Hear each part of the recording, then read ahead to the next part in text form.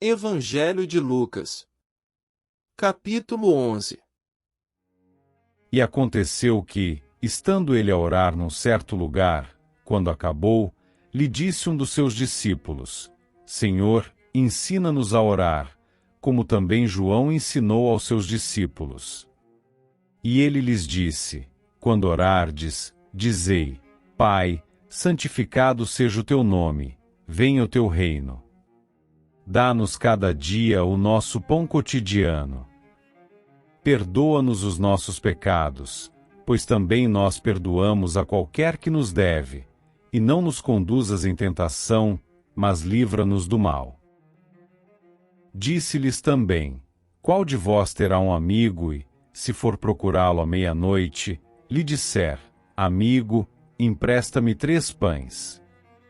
Pois que um amigo meu chegou à minha casa, vindo de caminho, e não tenho o que apresentar-lhe.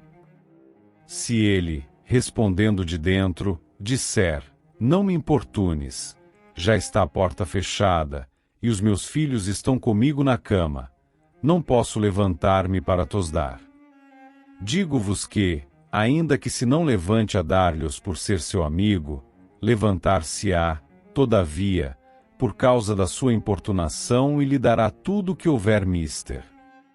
E eu vos digo a vós: pedi, e dar-se-vos-á; buscai, e achareis; batei, e abrir-se-vos-á. Porque qualquer que pede recebe, e quem busca acha, e a quem bate, abrir-se-lhe-á. E qual o pai dentre vós que, se o filho lhe pedir pão, lhe dará uma pedra? Ou também, se lhe pedir peixe, lhe dará por peixe uma serpente? Ou também, se lhe pedir um ovo, lhe dará um escorpião? Pois, se vós, sendo maus, sabeis dar boas dádivas aos vossos filhos, quanto mais dará o Pai Celestial o Espírito Santo àqueles que lhe pedirem? E estava ele expulsando um demônio, o qual era mudo.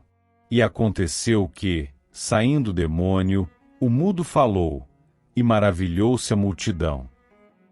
Mas alguns deles diziam: Ele expulsa os demônios por Beelzebu, príncipe dos demônios. E outros, tentando, pediam-lhe um sinal do céu. Mas, conhecendo ele os seus pensamentos, disse-lhes: Todo reino dividido contra si mesmo será assolado, e a casa dividida contra si mesma cairá. E, se também Satanás está dividido contra si mesmo, como subsistirá o seu reino? Pois dizeis que eu expulso os demônios por Beelzebu.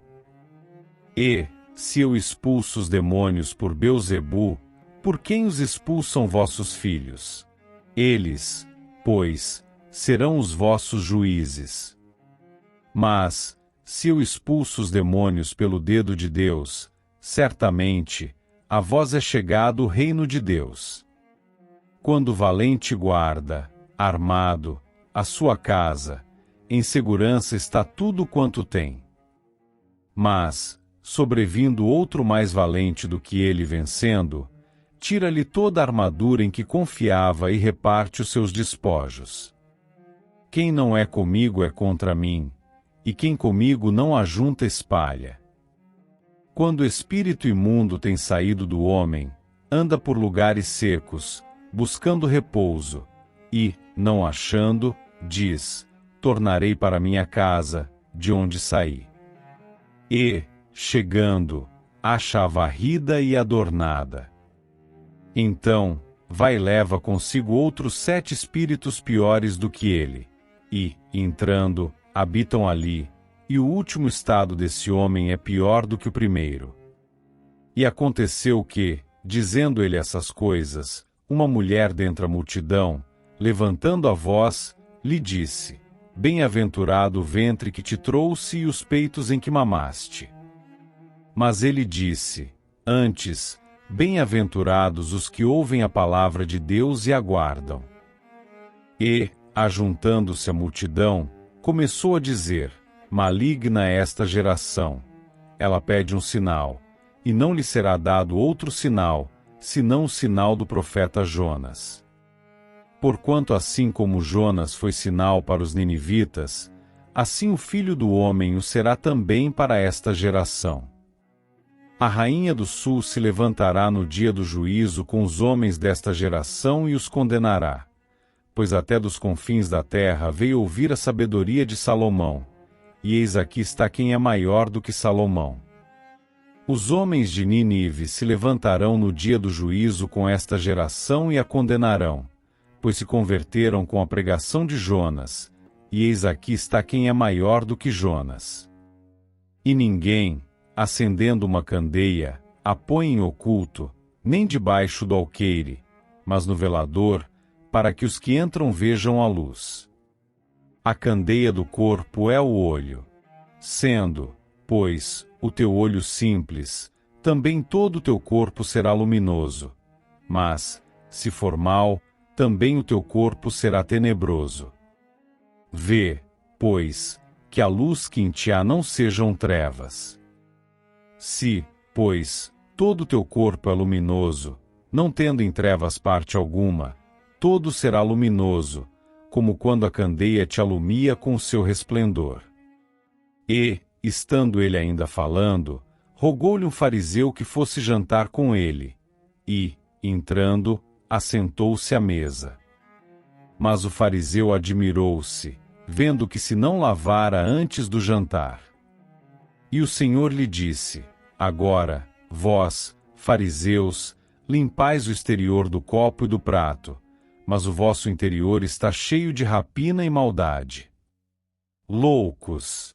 O que fez o exterior não fez também o interior? Dai, antes, esmola do que tiverdes, e eis que tudo vos será limpo.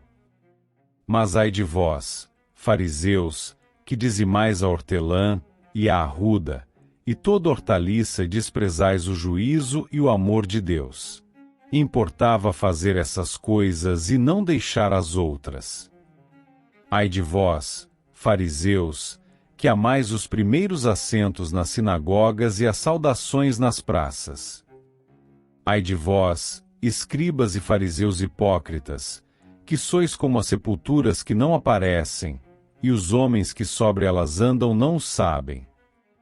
E, respondendo um dos doutores da lei, disse-lhe: Mestre, quando dizes isso também nos afrontas a nós.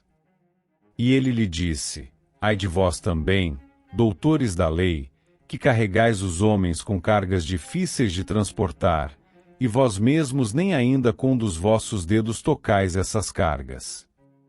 Ai de vós que edificais os sepulcros dos profetas, e vossos pais os mataram.